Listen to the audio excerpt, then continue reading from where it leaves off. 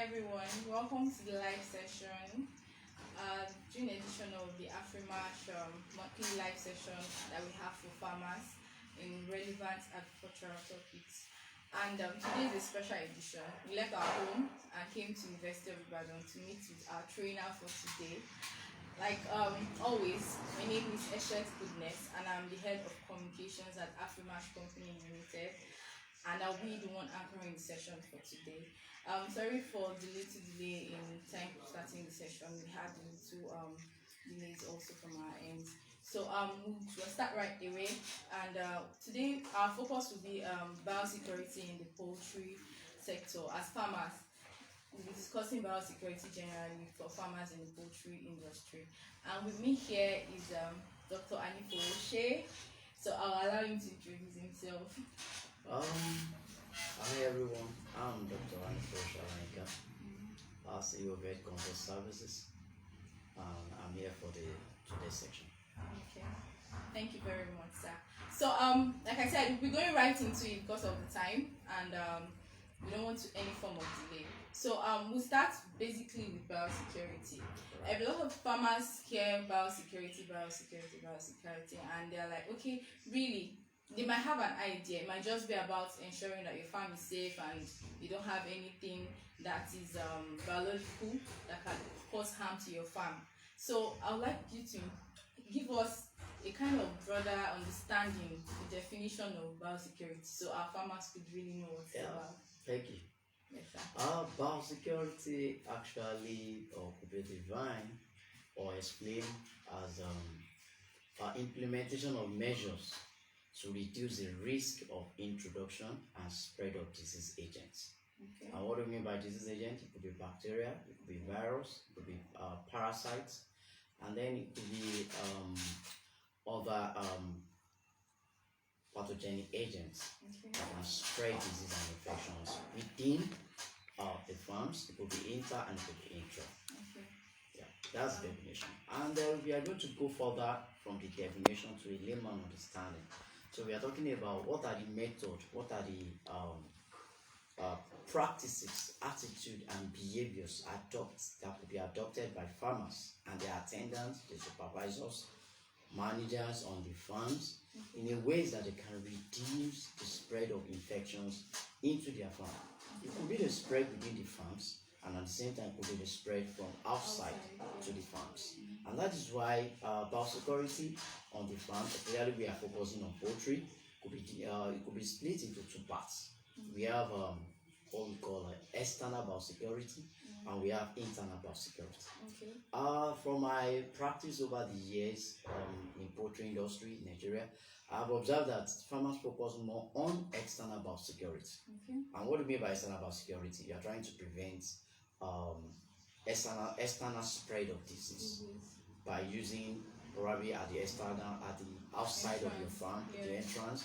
You have a food bath, you have a hand wash, and then you try as many as possible to spray the cars, the vehicles from outside are entering the farms. Okay. Those are external measures. And then we're extending it to the pen. Okay, you have food bath at entrance of each pen. Okay. You also have a hand wash at entrance of each pen. Then you have the attendant, they change their clothes. They change their shoes. The shoes that they are using from home to work is different from the one they use inside the farm. You do all that. Those are still the external biosecurity. You try to wash the drinkers, the feeders, you change them as often as possible. And then you try as many as possible to prevent the external biological agents such as white beams, especially now we are focusing on poultry, and especially if you want to link it to avian pathogenic we are trying to link it with influenza virus. Okay. So then you need to prevent entrance of white bears on the farms. Okay. There are some white bears that they come around to visit the farm, but what about their droppings? Okay. Once they drop, their droppings could be a source of viral infection on the farms. So if you are trying to do all this, these are still external biosecurity. Now, what do I mean by internal biosecurity? Okay. Okay, which I think many of us are interested to hear about. about. Yeah. Internal biosecurity talks about, I would say, medications, vaccination. Let me use the word vaccination and immunization for those that may or not understand the word vaccination. Okay. Ways to prevent infections. Now, external to you are trying to prevent infection, but internal to you are trying to prevent infections. Okay. And when we look at poultry, there are so many vaccinations to be carried out in poultry industry. Yeah, And farmers do neglect this. I'm sorry to say this. yeah. Especially farmers that rear their pets from day chicks to the point of day. They consider some vaccines necessary and some not necessary.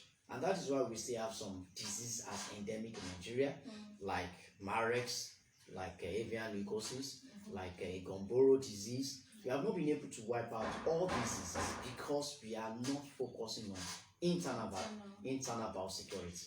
And when we are also looking at internal biosecurity, it also talks about the source of your pets, source of your animals is very important. As a farmer, you don't just say, oh, let me just get the bed. Once I get the bed, I'll provide a good management. But what about where the birds are coming from? Yes. The birds will carry infection from where they are coming from. All your external biosecurity cannot prevent that. Definitely, they will still spread the disease on your farm. So that's why you, as a farmer, you should be able to focus on quality source of pets, quality source of drugs, quality source of vaccines that you are going to use, the biologicals on the farms. So internal biosecurity is very, very important. And when I'm talking about internal biosecurity, let me try and clarify one more thing. I'm not talking about drugs. I'm not talking about medications. You know, in Nigeria, even in human, we are very familiar with use of medication in Nigeria, even without laboratory tests. Thank you very much. Self-medications. So we do a lot of more than self-medication, or let me say self-treatment in poultry industry in Nigeria. So I'm not talking about use of antibiotics, antifungal, disinfectant. No, I'm talking of proper vaccination. And another way farmers can help in terms of internal biosecurity is by actually doing what we call screening of birds. If you get a day-old bird, you can screen them, which means they will check for their maternal antibody, and then they'll be able to give you a complete vaccination program. Not the ones a quack will pick his Bible and write the vaccination program for you. That is not internal biosecurity. You can still do those vaccinations and the pest can still come down with disease. But I'm talking of proper screening of the pest. And even if it's point of day that you get, you can screen them of Newcastle disease. You can screen them even for avian influenza. We have facilities in Nigeria that can run that and check whether they are. You can see them for mycoplasmosis. That's common CRD that we always are familiar with in poultry industry. So internal biosecurity is also important, and that's why I'm laying more emphasis on internal biosecurity, just like the way we are familiar with external biosecurity. Wow. Okay, this is a very interesting one. Okay, well, when I hear biosecurity, I didn't pay attention to the fact that they can be actually divided into two. That's the internal and external. So I'm sure that a lot of young farmers here and those that are just young into the business find this very, very important. Thank you for actually giving us that. And then yes, the issue of self-medication. Averagely, normal Nigerian believes a lot in self-medication. They believe a lot in actually attending to themselves. I have a headache. Let me go and take Panadol. Or let me go and buy malaria drug and then I'm good to go. So same thing is, I feel, is what is happening in the poultry industry. Yeah, there are side effects. And there are side effects, true. Thank you so much for actually pointing that out for us today. And I'm really, really excited about this because you've covered a lot in a very short time. Basic things and then things that we need to pay attention to. So I want to ask, as a farmer, someone that is new into the farming business, and I don't have an idea of anything about biosecurity. All right, what are the first 5 things I should consider for the external biosecurity, and what are the first 5 things I should consider for the internal biosecurity? Yeah, that's good. Like I always say, every business is focused on profit making. Yeah. A business that does not guarantee profits is not a business. Sure. So if a new farmer or a young farmer, as we call it, invests a lot of money on the business. So biosecurity is like you are protecting your business. Sure. There's no time we get to a bank we don't meet security. Even during the period that they are not bringing in money, whether they're bringing money or not, we still need security on the outside. Okay, Yes. they are trying to secure lives and also trying to secure properties. True. So biosecurity is a means of you securing the lives. And what are the lives? We are talking of birds. Depending on the type of birds you have on the farm, whether they are broiler, they are layers, cockerel, whether they are turkey. We are talking of you securing them on that farm. Apart from the physical security means you have so that they will not steal your pet, but you are securing them from disease and infection. Because apart from even stealing them, infection alone can wipe out 1,000 pets in a day. True. So what are we talking about? So I'm starting like that because I wouldn't want any young farmer or new farmer to think biosecurity is too expensive. Biosecurity is actually one of the most important measures that a new farmer must spend money on. And like you said, I should give 5 tips. Okay, what are the 5 tips? The first tips: let there be food tips at every entrance. Food dip is not costly. If you cannot do the big one, the automated one, you don't have to spend much money on that. You can use a bowl. Get a standard disinfectant. I'm sure Afrimax sell a lot of disinfectants. We should actually ask their representative and they will give you a quality disinfectant. I'm talking of, and some of us don't know the difference between disinfectant and antiseptic. Maybe I should also differentiate. Disinfectants are a chemical product that you cannot use on your skin. You cannot use them on the skin. So you can only use them on the external, on the covering part, which means I have my shoes, I keep in my shoes, and then I come out. But antiseptic can touch your skin without any side effects. So get quality disinfectant, put it in a bowl, mix it at the rate of the volume of water based on the recommendation, and then let it be at every entrance of the pen.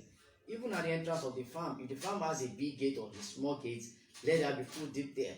Then also, number 2, let there be hand wash. Irrespective of any person that is coming to the farm, whether the manager, the supervisor, the attendant, even you, the owner, even the veterinarians that might come around for consultation, let them dip their legs in the food dip and also wash their hands. These are very important. Number 3, biosecurity measures on the farm is store. Most farms do not have a store. They don't see it as a biosecurity measures because rats will come and they will invade it. They will eat up the feeds. Rats can bring a lot of disease on the farm.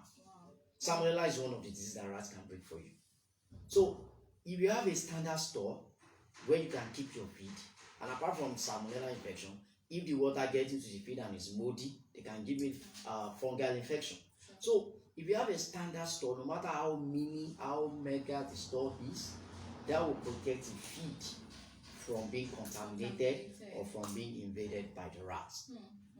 That's 3. 4, the attendants on the farm should have their own wares. Don't say, oh, it's expensive. No, let them have their own wear and their own shoes. Okay? Because if they are using the shoes that they are bringing from the farm, you don't know the road that they have passed through. Another farm carrying their own deathbed might have passed through that place, and they will bring in this to the farm. So let them separate the work outfits. We call it brawler suit. It is standard shoes. Let them separate it from their own personal outfits. I think that's number 4. Then lastly but not the least, let the farm have a sprayer, what I can call a sprayer. A sprayer means when you have an external vehicle that want to enter your farm. And there's no way no vehicle will enter your farm. I can prove that to you. The vehicle that will bring feed to your farm. True. Even if you are milling the feed on your farm, they will still bring ingredients to your farm.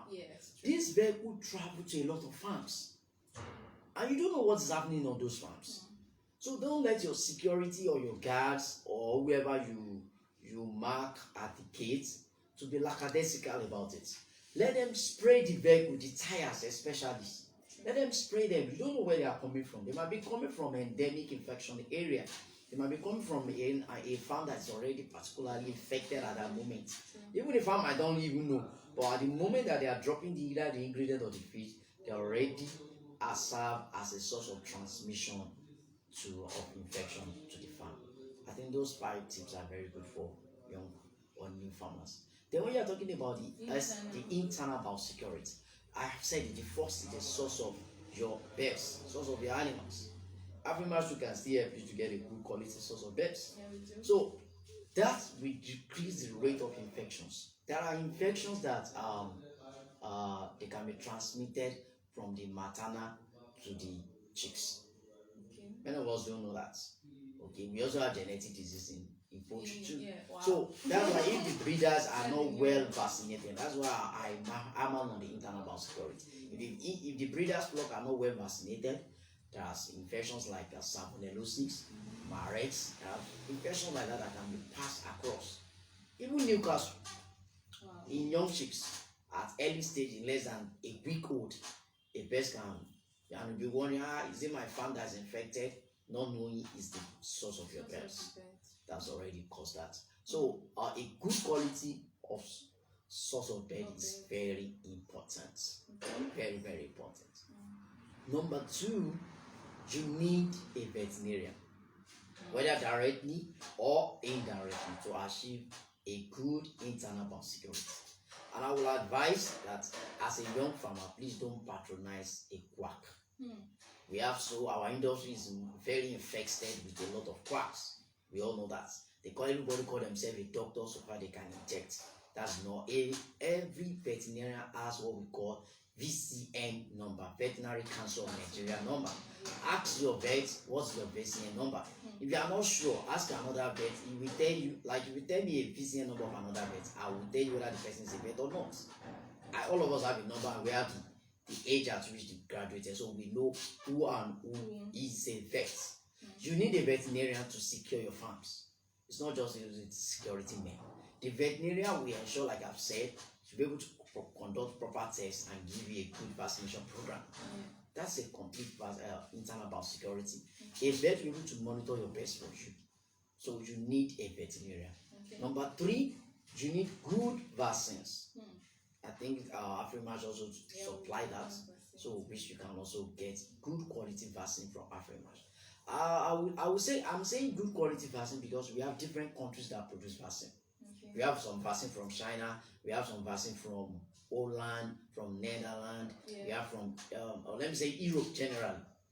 I won't mention any brand, but a good vaccine will definitely provide immunity on the bird to prevent the disease. So far the vaccine does not provide immunity on the birds to prevent the disease, then it's not a good vaccine. So you need that.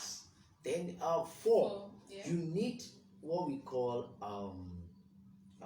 okay, I will call it a perseverance. We need a perseverance whereby you need to carry out all the vaccination programs. Don't say one is lower, one is not needed.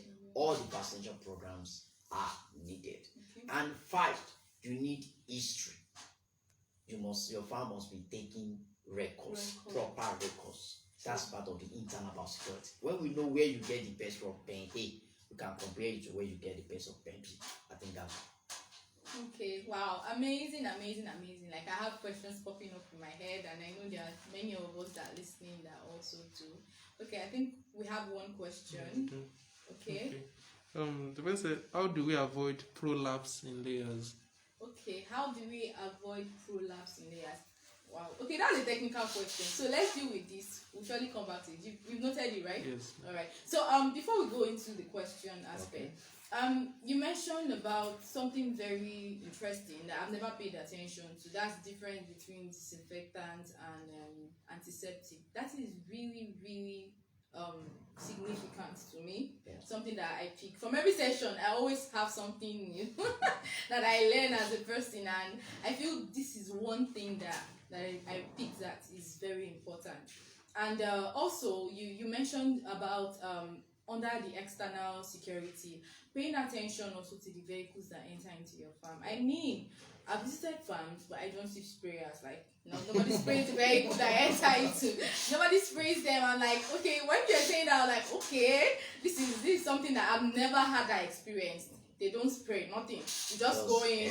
Just With school, we have to meet, and then so I think our customers need to pay attention to that. So if you're hearing, if you're with us on this program, if you're live with us currently, or you watch this video later on, please let's ensure that we keep at least the 5 basic things he has really spoke about today. It's from experience that he's relaying this to us, and it's something that we should take very important.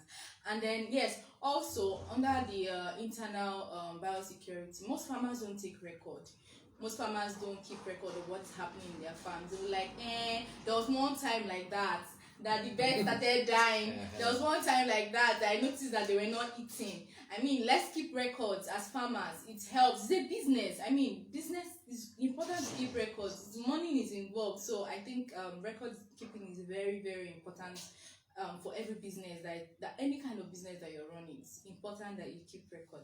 So well, I have 2 things from my end I would really want to ask you, but I feel we should answer that person's question so we don't miss out. Okay. Yes. All right. What we call prolapse. We are talking of protrusion of the cloaca in birds.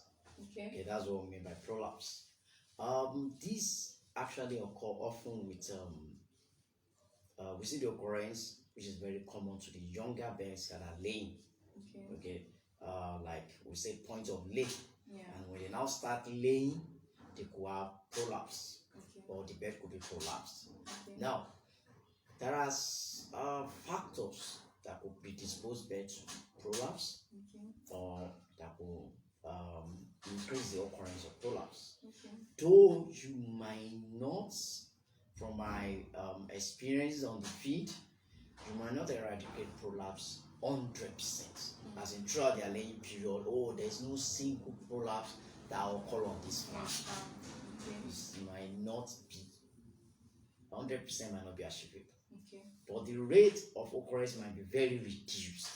What are the predisposing factors? 1, if the birds start laying early, you start laying like 15 weeks plus, 16 weeks plus, mostly 16 weeks plus. 16 weeks or before 17 weeks, or they have the weight and they start laying. They could have prolapse. 2 is if the birds are fed feed that has a high energy content. You know, they are younger layers.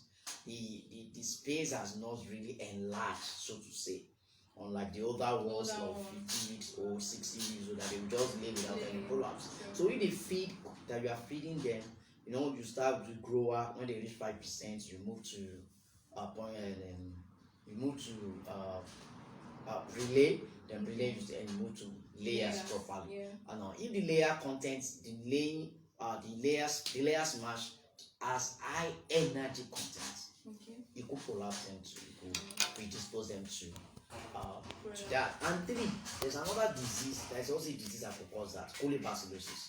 E. coli infection will also predispose young layers to prolapse. So those are the, and how do you manage that? Fine, if it is feed, reduce the energy at that moment. Quantity, yes, I did not mention quantity, I mentioned the quality. Quantity of feed too, at that point, you are just feeding them excessively. You are feeding them ad lib too. Because you want them they must eat so that they can lay. Yeah. They will have prolapse. They are still younger birds, younger laying birds. So they will definitely have prolapse. But by the time you so you can reduce the quantity of the feed, reduce the quality, reduce the energy content. Then is for birds that are lay at age of 18, 19 weeks, have lesser prolapse than birds that lay at earlier age. And then bacterial infection that I mentioned, E. coli, preventing as much as possible. 1, through feed. If it is contaminated with bacteria, they will have E. coli. If the water they are drinking is a contaminated water, they will have also prolapse. So you can check your water quality, check your feed quality, and by doing all this, prolapse level can be reduced on the farm. Amazing, interesting one, prolapse. All right, I'm becoming a full-fledged poultry farmer. Or can I call myself that yet? All right, thank you, sir. Before we move on, we have a few minutes left, and I think there are a couple of questions really popping in. So let's just wrap up the session, and then we'll probably take the first 5 questions. So later on, if you have questions, you can just come to the comment section, and then we'll know how to follow up on you. All right. So yeah, the 2 things. People feel like when it has to do with biosecurity in poultry, you feel like, okay, I'm spending so much money. I feel it's not economical. It's not going to be. And you already mentioned that too much money can't be spent on biosecurity because it's a business and you don't want to run on a loss. All right. So as an expert, what would you say are the major, like 2 major advantages and 2 major disadvantages of actually having biosecurity measures and processes on your farm? Okay. The advantages are many, but you said true. Yeah. There are so many. Okay. Just like a baby is well immunized, you give the baby all the immunization. True. Definitely, there are some diseases that his or her peers may have that he or she won't have it. So the advantages are many, but I think number 1 advantage is there will be a reduction of occurrence of disease on the farm. So, and what do I mean by that? Let me break it down. The farmer will not be experiencing infection, disease all the time. Okay, like some farms that I do consult for, I don't encourage use of antibiotics, antimicrobial all the time. I rather encourage more vaccination, because when the birds are properly vaccinated, they have their own immunity to fight the infections. So that will reduce, number 1, it will reduce the cost on drugs. Okay. I didn't say cost on vaccination. That's why I'm probably repeating it so that people will understand. Yeah. Cost on drugs will be reduced. Okay. Not today you buy antibiotics, tomorrow you buy antimicrobial, next tomorrow you buy antifungal, tomorrow you just be buying drug from one cycle of the best to another. It will be reduced if you follow doing internal biosecurity. That's 1. 2, mortality rate will be reduced. Okay. That's why I say farmers should keep proper record. For cycle A, what are the things I did then that their mortality was lower than cycle B? Okay. So you should be able to compare. Okay, was it that these one were properly vaccinated or these one were not? I've been to a farm that had 5,000 beds. They were delaying Gumboro vaccine, and by the time I got there, that particular day we lost 973 beds. Wow. So out of 5,000 beds, what remain? Wow. If probably they have eaten to advise and they have vaccinated the beds when they're supposed to do, okay, they will have saved 900 beds. So it reduces mortality. I think those, and if mortalities are reduced, farmer is having it pays farmer at the end of the day. Yes. Even after they are late, you still sell high quantity of old laying birds. So those are the 2 advantages. Well, when you say disadvantage, disadvantage I can say is this. 1, for internal biosecurity, if a farmer is patronizing quacks, as in, what I mean by patronizing quacks, they will give you vaccine. The farmer will use vaccination. The farmer will do vaccination A instead of doing vaccination B. I don't want to be too specific. What I mean is, instead of the farmer, let's say probably a quack attend to the flocks, and instead of them giving them the Newcastle vaccine, they end up giving them Gumboro vaccine. So that will cause a disaster. Yeah, true. Okay, and when they're supposed to use salmonella vaccine, the farmer, the quack said, no, why should you go and use salmonella vaccine? Go and buy Furatadon or all other drugs and use it against salmonella. Can drugs prevent disease like vaccine? No. Drug is mainly for treatment. Vaccine is for immunity. So, patronizing quack to ensure internal biosecurity could be a disadvantage, a serious disadvantage. And when you say another disadvantage, well, I would say a problem like the one you have already mentioned.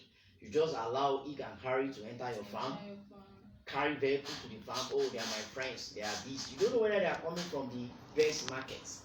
I remember 2016 when there was a avian influenza outbreak in Lagos. It started from bed market, not farm. Wow. And from the market, it spread to most farms in Lagos. Wow. So that will also be a serious disadvantage. Wow, amazing. Interesting one. So please, Farmers, poultry farmers in particular. I mean, the industry is a very, very unique one, and you could make all the profit or you could make all the loss. It's all dependent on how you handle the business and ensure that some things are put in place. And yes, biosecurity is super important. From the conversations we've heard today, from the tips we've been given, it is very important that we have biosecurity measures on our farm. So I'm looking and we're having a lot of comments, questions, and people really want to get to know more. All right, this session is a brief one, so we're going to stick to the top 5, like I said earlier. So every other one that comes in later, just move on to the comment section or our inbox. We'll forward it to an expert and then technical support. And if he himself is available, all right, our doctor will be able to handle it and we'll give you a response. Okay, so top 5, so with their names online. All right, just top 5. All right. Yeah. So the second question is, what is responsible for delay in eggs dropping in layers? Delaying Eggs dropping in layers. egg drop in layers. Okay.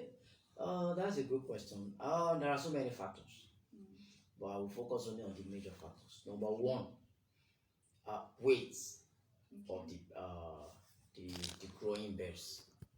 Okay. Some farmers will want a bird of 1.2 kg weight to be laying, even despite the birds maybe probably they are 17 weeks old. The birds could be 17 weeks old and they are 1.2, 1.1 kg, and you are expecting them to lay. They cannot. That is why even if you want to palpate, you can use the 2 fingers to palpate the cloaca, whether it's accessible to the eggs or not. So the maturity is there. Okay, if the bird does not reach the maturity, they cannot lay, irrespective of their age. Okay, the bird could be 22 weeks old and they are just 1.3 kg, and you are expecting eggs. So, body maturity, body conformation maturity in terms of weight is expected. And from what I've learned on the feed, a bird should be at least 1.4 kg above.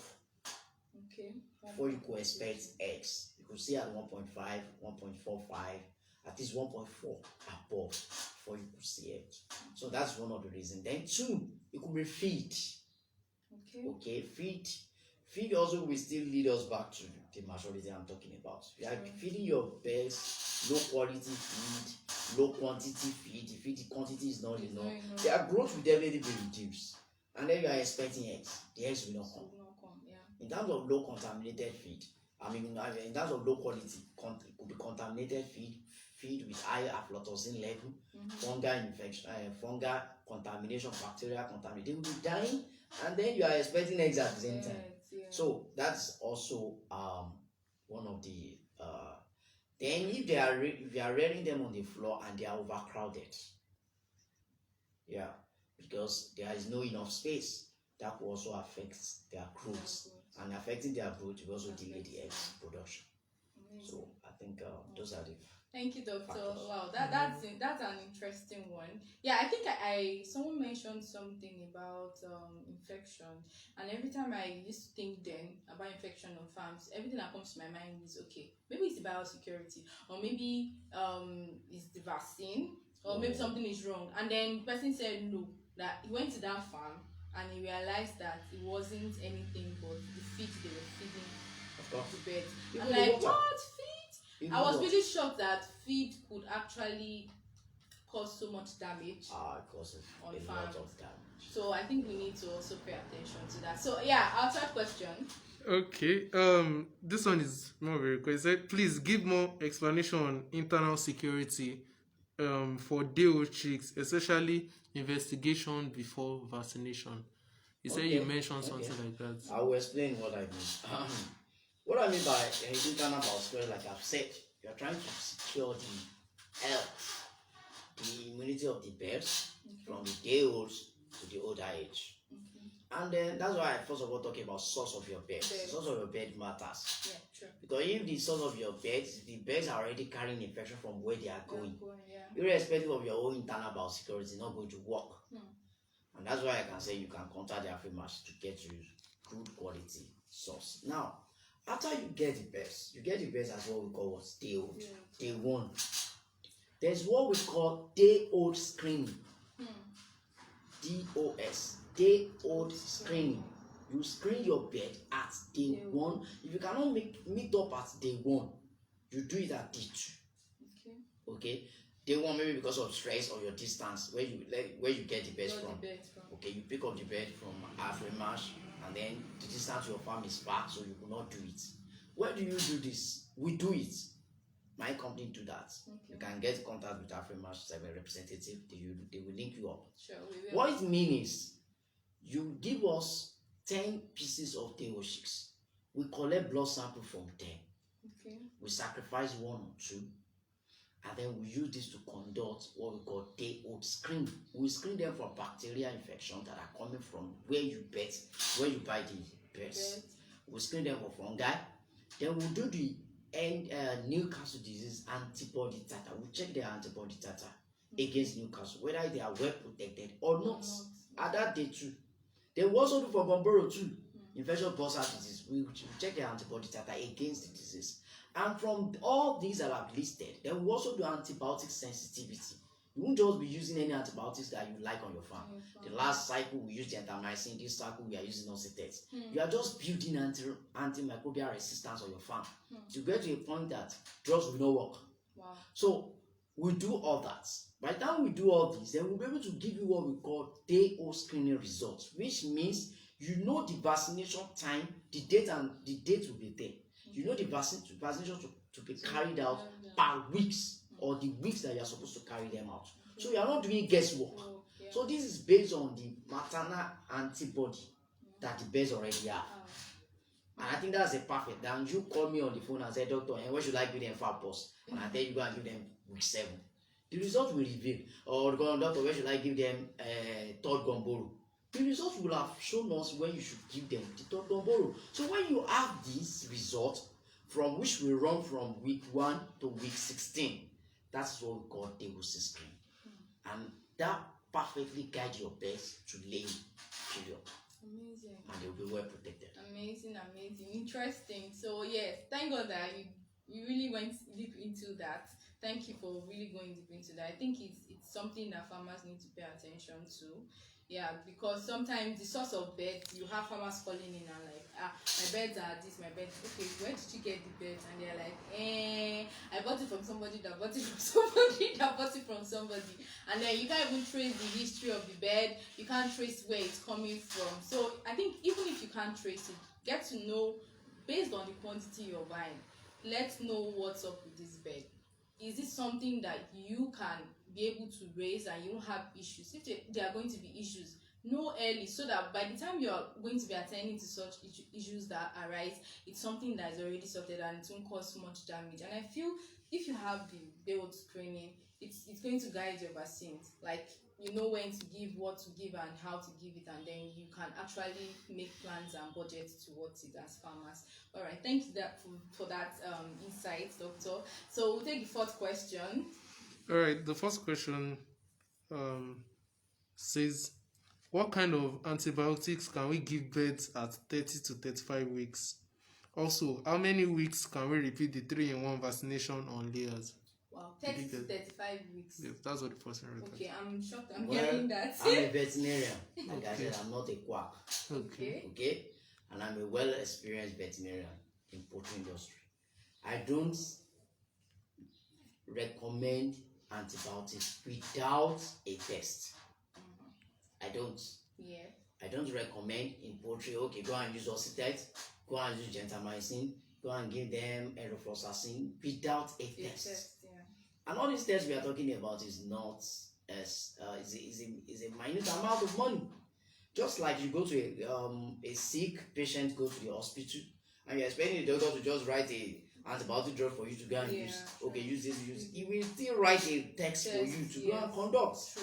And then you bring the results to him and then interpret. So that's the same way that it goes. Okay. If you are popping them different kind of antibiotics, it will result in antibiotic microbial resistance. That's what we are going to have. And by the time we have resistance on the farm, and that is why in poultry industry in Nigeria today, we are experiencing what we call the resistance already. Most drugs are not working. Farmers are just buying drugs, spending money, and that's why I said you'll be spending a lot of money on the farm. So if I say you go on revloxacin and you use it, it worked this week, and you think you have achieved or purpose, and then the next time again you use the revloxacin without any text, before you know, the person will develop resistance. So that is why the person that asked the question, I will advise you, if your bird is sick, look for a proper diagnostic laboratory.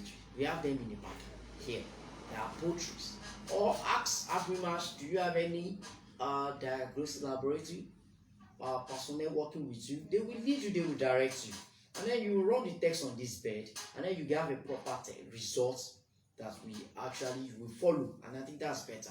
Then for EDS, egg drop syndrome vaccine is once in lifetime.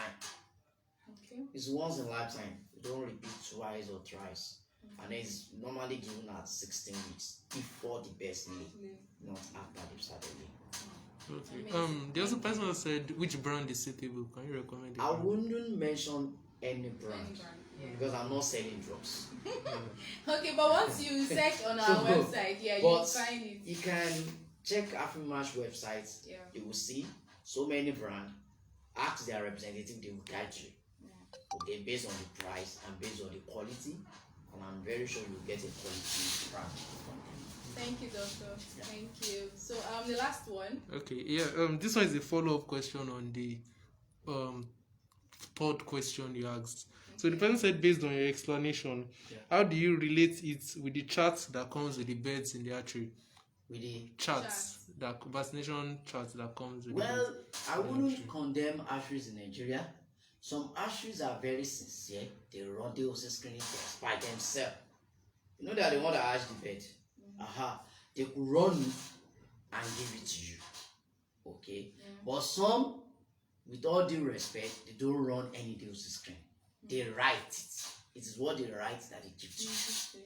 And from my explanation, I'm not saying as a vet, I will just pick my biro or I will type a vaccination program and send to you. No. We will collect the blood samples in your presence. You will see how blood sample will be collected. And then the results will be, the text will be run, conducted, and from the test, the result will be interpreted. And then you have a complete DOC screening results. But the one given by the hatcheries, some hatcheries conducted, some hatcheries have laboratories, standard laboratories. They conduct it, they will give it to you with your best. Okay. Why some they don't? They just write from out. They write it out of experience. So that's what's being given to the farmer. Amazing one. Okay, that's been a very, very interesting session. I know we had a lot of people that have questions. And yes, we take your questions very important and we take it very seriously. But like we said, it's always a very short session and we want to stick to time to ensure that it's engaging and then it doesn't go over the time that is scheduled for it. So we'll quickly round up and I'll have something to actually add up once our doctor gives us a final wrap to our conversations for today, and that's based on Afrimash and what we do as a company, and then we call it a day. So we've taken note of the questions and everything that you've had, and I would also share some resources and platforms where you can get these information that you're actually looking for. So yes, doctor, what do you have to say today to finalize our discussion, especially to our audience? I would say biosecurity is the cheapest way of protecting your pets. The cheapest way. It's the cheapest way of protecting your pets. And if you actually practice sound and good biosecurity on your farm, you will discover that the money you spend on drugs must be reduced. The money you spend on the drugs far outweigh what you spend on biosecurity. Okay. Check your biosecurity, both external and internal biosecurity. Thank you. Wow, yay, what a good way to wrap up. Amazing one. Okay, I'm really excited of this session, like super excited. Well, most topics, when these topics comes up and then we delegate and then we are like, okay, this is what we should attend to and this is what we feel like this is coming in, and then we need to attend to it as a company. I mean, biosecurity is not something any farmer should take with any form of laxity. It's something you should pay attention to as a farmer, and everything that you need to put in place to ensure that you don't spend, please do it. Like you said, it's the cheapest form of security that you can have on your farm. So I'll just go over 2 things that I got from today that's sticking to my head. There's a difference between disinfectants and antiseptics, and then there's a difference between vaccination and antibiotics. So as a farmer, I don't know what you picked from today's session, but those are 2 things that, well, I never knew about, and I felt like it's something that is very important to me today. So yeah, you can go over the video again and say, okay, these are things I picked and it's very different from what I've been hearing as a farmer, and then try to build on it and also go around knowledge that you need to gain on that. Then as regarding the products, he mentioned vaccines, he mentioned biosecurity, the equipment, the tools that you need to ensure that your biosecurity measures, both internal and external, are in place. We have everything on Afrimash. So just click on our, alright, you can click on the link on our bios, or you just visit www.afrimash.com and then search for whatsoever you need, and those products will pop in your face. We have different varieties. We have a lot of one product has a variety that you can choose from, and then you can also reach out to us for technical support and online support to ensure that you get the best of the product that you want to meet your needs. And like you said, every veterinary doctor you have as a farmer on your farm, please ask them for their license. Let's know, what is your VCN? Yes. What is your VCN number? Try to make investigation. Some people have VCN number and it's expired. So get to know, is it up to date or not? As a farmer, it's important that you do this, and don't look for cheap people. Look for the best, because you want the best produce. And also for your vaccines, like he said, also you can get them on our platforms. For your birds, we actually partner with reliable hens that ensure that the birds that we ship to our farmers are in good condition, they are from the right sources, and we also have technical support to put our farmers through whatever they need to. And one of our technical supports is your Gapata of demo in Afrimash. She's sitting right beside me here, and he's really giving us tips on things that we need to know as farmers. So like we said, it's the season of poultry in Nigeria and probably across the world, and this is something that is very important that we need to put in place as we go into this season. So please put down notes, act on these notes you've learned over the weekend, and ensure that you budget and you plan towards it so you get the best of the season. So don't forget to follow us. We'll be having these videos on our page, so you can go over it again and again to get information. We also have it on YouTube, so you can watch it. And then if you want to reach out to us, our numbers are on all our platforms. Our numbers, our email, any platform you want to reach us through, we are there and we are available to help you as farmers. Alright, so we'll be rounding this up. And then don't forget, my name is Eshet Goodness, and I work with the communications department at Afrimash, and we are super excited because our goal is to make agriculture convenient for farmers. Farmers in whatever sector in Nigeria, we are here for you, and we are here to help you to ensure that you have convenient agriculture. So as we wrap up this session, want to thank everyone that joined. Want to thank everyone that participated. We would not have had a successful session without you. And yeah, we for every session we are holding, we have a 1.0 and a follow-up later on. So yes, there will be a follow-up on this session, and the dates will also be informed about the new date and then what we'll be speaking about. Maybe it's Biosecurity 2.0 that we'll be discussing. But please follow us and turn on your notification button so you can get updates on whatever you need to know about Afrimash and then events that are happening. Okay, so we'll be rounding up now. Dr. Afrimash is really honored to have you as one of our working and very, very experienced partner, and we don't take it for granted. We don't take for granted that you joined us in this session, and we are super excited you're able to actually impact our audience and the farmers on these platforms that we are. So thank you very much, sir.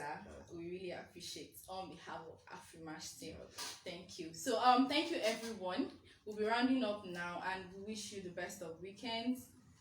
Really go back to your notes, go back to the videos, learn, and then please act on it. Alright, we'll see you next month of July, the date to be announced, and then whatsoever we'll be discussing for the live session. Okay, thank you everyone, and have a lovely rest of your day. Bye. Bye.